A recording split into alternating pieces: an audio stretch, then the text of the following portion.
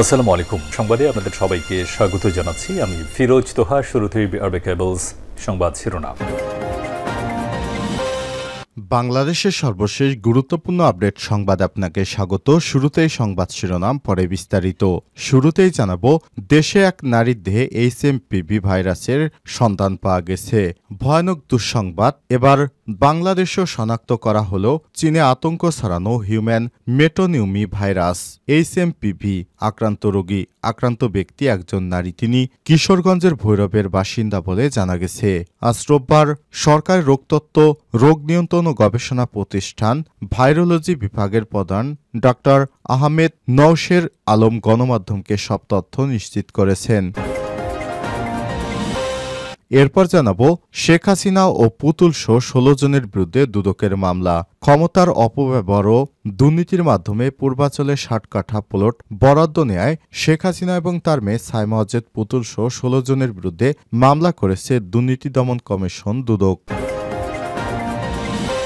জানাবো, রাবিতে কোরআন পোড়ানোর প্রতিবাদে বিক্ষোভ, জড়িতদের খুঁজে বের করতে আলটিমেটাম। রাজশাহী বিশ্ববিদ্যালয়ে রাবির 5টি হলে উদ্দেশ্য প্রণোদিতভাবে কোরআনপুরে সাম্প্রদায়িক দাঙ্গার উস্কানির বিরুদ্ধে এবং ষড়যন্ত্রকারীদের শাস্তির দাবিতে প্রতিবাদ ও বিক্ষোভ সমাবেশ অনুষ্ঠিত হয়েছে।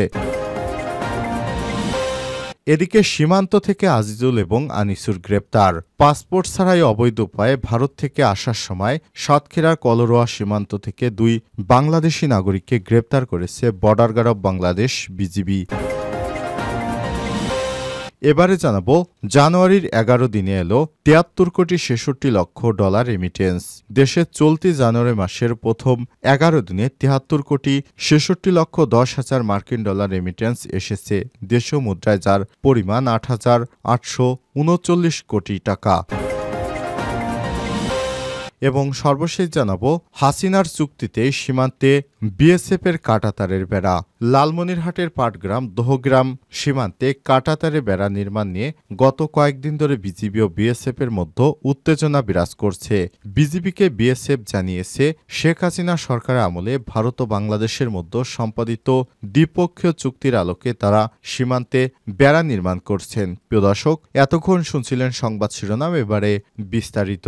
তবে তার আগে বন্ধুরা, অনুরোধ থাকবে সংবাদটিতে একটি লাইক দিন।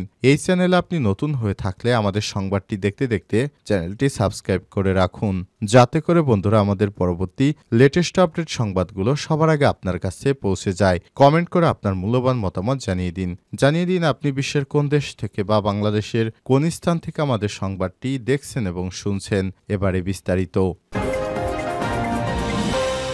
দেশে এক নারীর দেহে HMPV ভাইরাস শনাক্ত। এবার বাংলাদেশেও শনাক্ত হল চীনের আতঙ্ক ছড়ানো হিউম্যান মেটানিউমো ভাইরাস HMPV। আক্রান্ত ব্যক্তি নারী। তিনি কিশোরগঞ্জের ভৈরবের বাসিন্দা বলে জানা গেছে। রোববার সরকারি রোগতত্ত্ব, রোগ নিয়ন্ত্রণ ও গবেষণা প্রতিষ্ঠান IEDCR ভাইরোলজি বিভাগের প্রধান ডক্টর আহমেদ নওশের আলম গণমাধ্যমকে সব তথ্য নিশ্চিত করেছেন। IEDCর নামতত্ত্ব প্রকাশে অনিচ্ছুক এক কর্মকর্তা গণমাধ্যমকে জানিয়েছে, গত শনিবার আমরা নতুন করে একজনের দেহে HMPV সংক্রমণের একটা রিপোর্ট পেয়েছি। তিনি HMPV-তে আক্রান্ত, পাশাপাশি ক্লেবসিয়েলা হিউম্যানেতেও আক্রান্ত।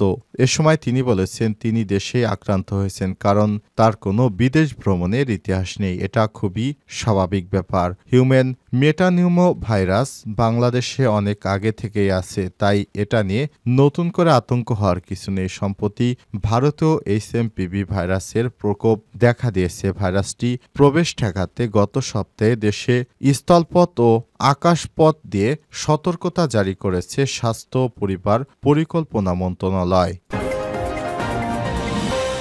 শেখ হাসিনা পুতুল সহ 16 জনের বিরুদ্ধে দুদকের মামলা। ক্ষমতার অপব্যবহার ও দুর্নীতির মাধ্যমে পূর্বাঞ্চলে 60 কাঠা প্লট বরাদ্দ নেয়ার অভিযোগে শেখ হাসিনা এবং তার মেয়ে সাইমা ওয়াজেদ পুতুল সহ 16 জনের বিরুদ্ধে মামলা করেছে দুর্নীতি দমন কমিশন দুদক। রোববার 12 জানুয়ারি দণ্ডবিধি 1860-এর 5টি ধারাসহ দুর্নীতির প্রতিরোধ আইন 1947-এর 5/2 ধারায় তাদের বিরুদ্ধে অভিযোগ এনে মামলা দায়ের করা হয়েছে।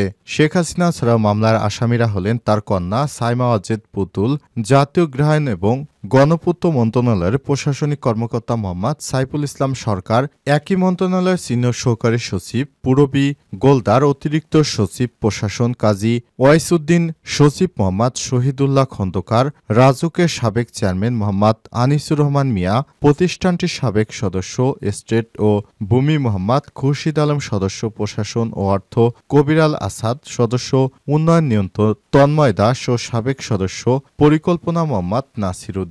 এছাড়াও মামলার অপর আসামিরা হলেন রাজুকের সাবেক সদস্য উন্নয়ন অবসরপ্রাপ্ত মেজর ইঞ্জিনিয়ার শামসুদ্দিন আহমেদ চৌধুরী, উপপরিচালক এস্টেট ও ভূমি ৩ মোহাম্মদ হাফিজুর রহমান, রাজুকের এস্টেট ভূমি ৩-এর উপপরিচালক হাবিবুর রহমান, পরিচালক এস্টেট ভূমি ২ শেখ শাহিনুল ইসলাম ও সদস্য এস্টেট ভূমি মোহাম্মদ নুরুল ইসলাম। রাবিতে কোরআন পোড়ানোর প্রতিবাদে বিক্ষোভ ও জড়িতদের খুঁজে বের করতে আলটিমেটাম। রাজশাহী বিশ্ববিদ্যালয় রাবিতে ৫টি হলে উদ্দেশ্য প্রণোদিতভাবে কোরআন পুড়িয়ে সাম্প্রদায়িক দাঙ্গার উস্কানির বিরুদ্ধে এবং ষড়যন্ত্রকারীদের শাস্তির দাবিতে প্রতিবাদ ও বিক্ষোভ সমাবেশ অনুষ্ঠিত হয়েছে। রোববার ১২ জানুয়ারি বিকাল ৩টায় বিশ্ববিদ্যালয় প্যারিস রোডে সাধারণ শিক্ষার্থীদের ব্যানারে এই মানববন্ধন অনুষ্ঠিত হয়েছে।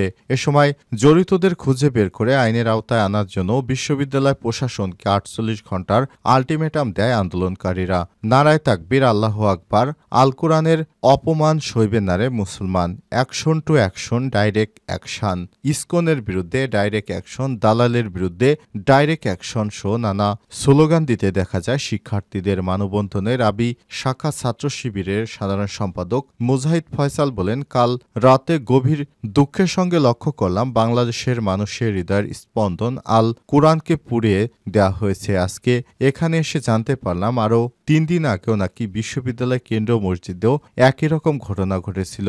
আপনারা গভীরভাবে লক্ষ্য করলে দেখবেন গত ৫ তারিখের পর যারা লেজগুটে পালিয়েছে তারা এই কাজ করেছে। আজ এখান থেকে ৪৮ ঘণ্টার আলটিমেটাম দিলাম, এর ভিতরে বিশ্ববিদ্যালয় প্রশাসনকে তাদের খুঁজে বের করতে হবে।